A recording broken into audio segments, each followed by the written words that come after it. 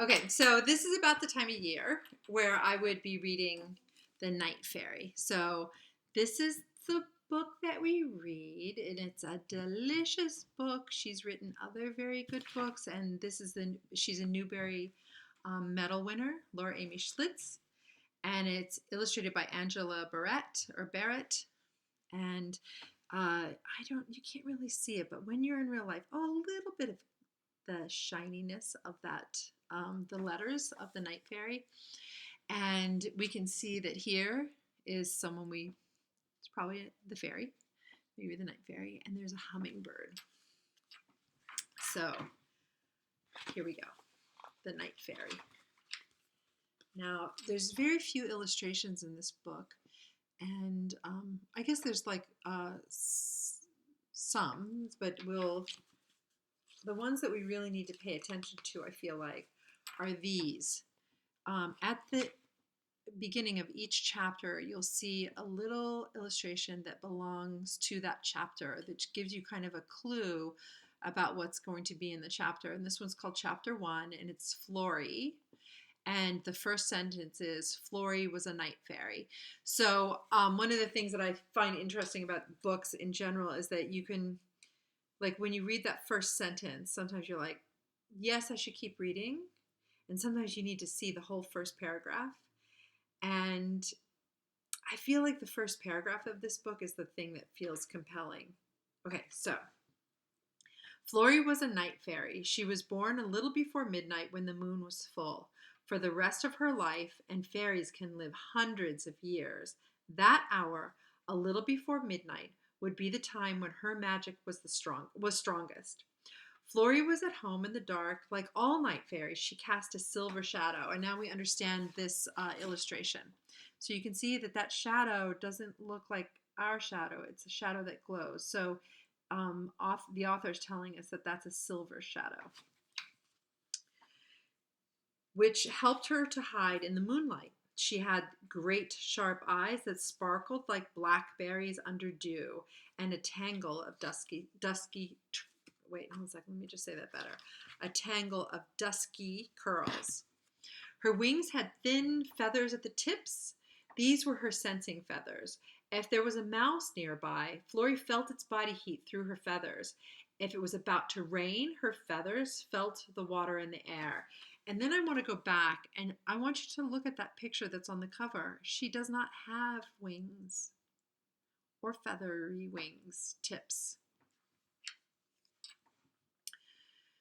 Florie was proud of her wings. Night fairies, like moths, often have drab wings, but Florie's were pale green with amber moons on them. These wings were the cause of Florie's great trouble. There are those who say that fairies have no troubles, but this is not true. Fairies are magical creatures, but they can be hurt, even killed, when they are young and their magic is not strong. Young fairies have no one to take care of them because fairies make bad parents. Babies bore them. A fairy godmother is an excellent thing, but a fairy mother is a disaster. Because fairies do not look after their children, young fairies have to take care of themselves. Luckily, they can walk and talk as soon as they are born. After 3 days, they will not drink milk and have no more use for their mothers. They drink dew and suck the nectar from flowers. On the seventh day of life, their wings unfold and they fly away from home. On the night of Florie's peril, she was less than 3 months old. It was a windy night, cool and sweet with springtime. Florie was coasting on the breeze, letting it toss her wherever it liked. She was still very tiny, as tall as an acorn. So she's like this, so tiny, as tall as an acorn. And her green wings glittered in the moonlight. A little brown bat swooped down upon her, caught her, and crunched up her wings. Florie cried out. If she had been a little bit older, she might have shouted a spell to sting the bat's mouth. If she had been 100 years old, she could have cast a spell to make her wings grow back in an instant. But the cry that came from her was no spell at all, only a sound of pain and loss.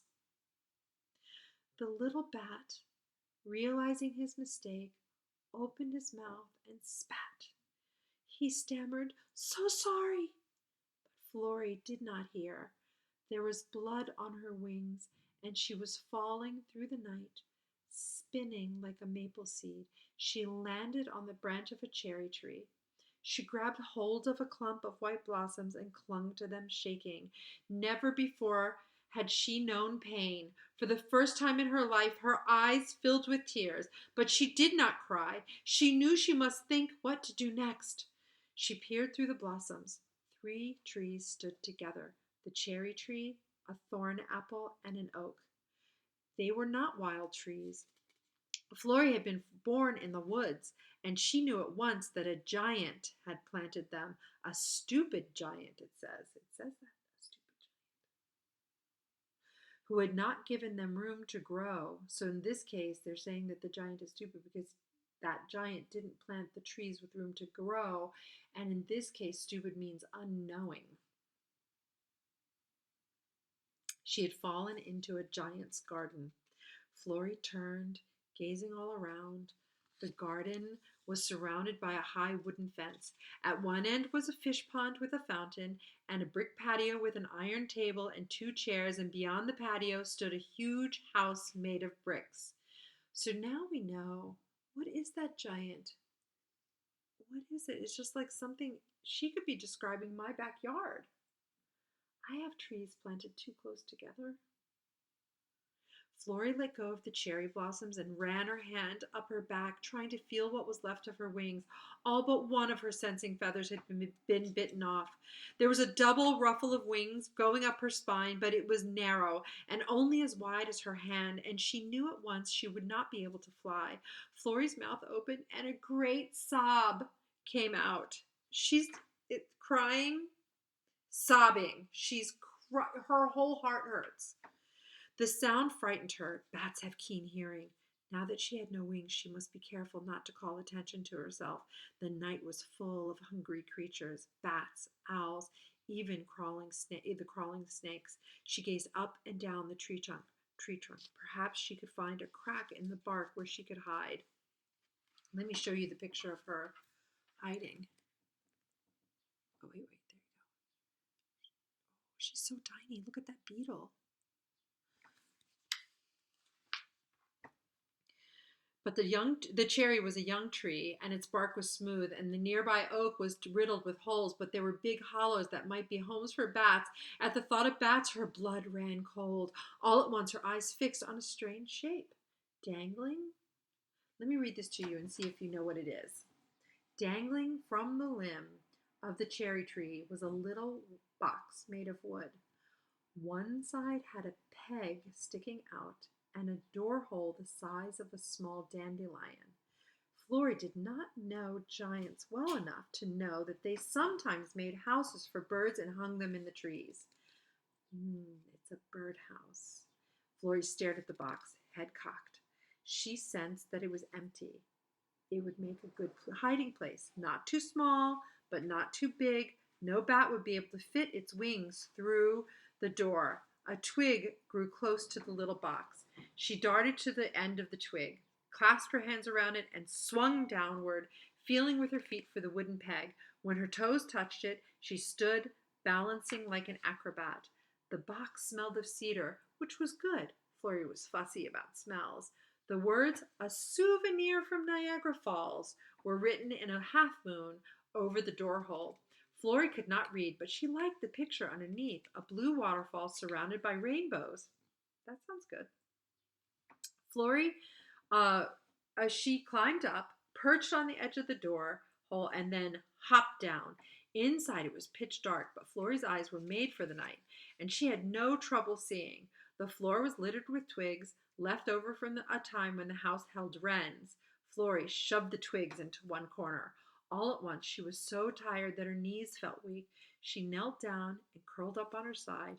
Fairies do not sleep on their backs because of their wings, and thought about warm things, the breast feathers of a bird, the softness of a mulberry leaf, the nubbins of a pussy willow, and as she thought of them, her tiny body stopped shivering, and she fell asleep. I think I could probably think of those things, those warm things, and also fall asleep. So, breast feathers of a bird, softness of a mulberry leaf, nubbins of pussy willows. Those things might make anyone fall asleep, and they certainly made Florie fall asleep. And that's how that chapter ends. She fell asleep, and then it goes to chapter 2, Daylight. Now she is the night fairy, and this chapter is called Daylight. We're going to have to find out why.